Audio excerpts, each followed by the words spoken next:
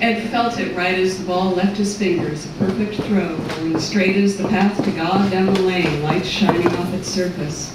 He closed his eyes to hear the sweet clatter as the ball hit true, 10 pins down.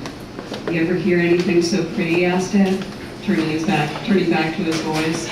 Cecil shook his head, slurping suds from his mustache. You're on fire tonight, Ed. Throwing with the Angels, agreed Johnny, angling up to the ball return, his long fingers slotting into his own ball. Throwing with the Angels. Ed nodded in a state of grace. Something special tonight.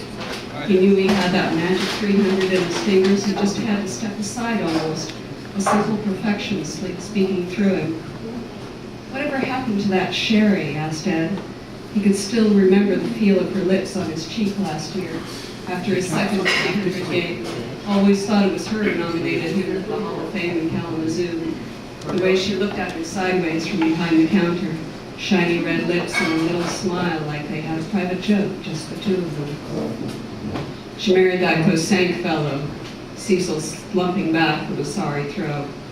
From last year's All-Stars, moved out to Illinois, I think.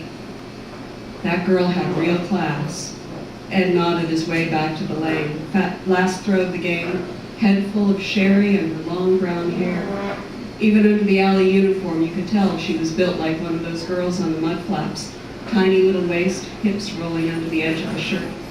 Too young for him, but she let him dream. Ed held his hand over the air, caught again of her breath on his cheek, her gentle voice in his ear. Way to go, Ed. His fingers slid into the holes like home, the ball warm and alive in his hand. This is a good night, he thought, letting go, rolling true as the word of the Lord. The boys jumping up almost before it hit. He could hear them yelling his name, a perfect 300, stars shooting behind his eyelids, his heart swelling up. He turned around to see their faces once before tilting to the floor. Sherry's voice in his ear, calling him softly home. Way to go, Ed.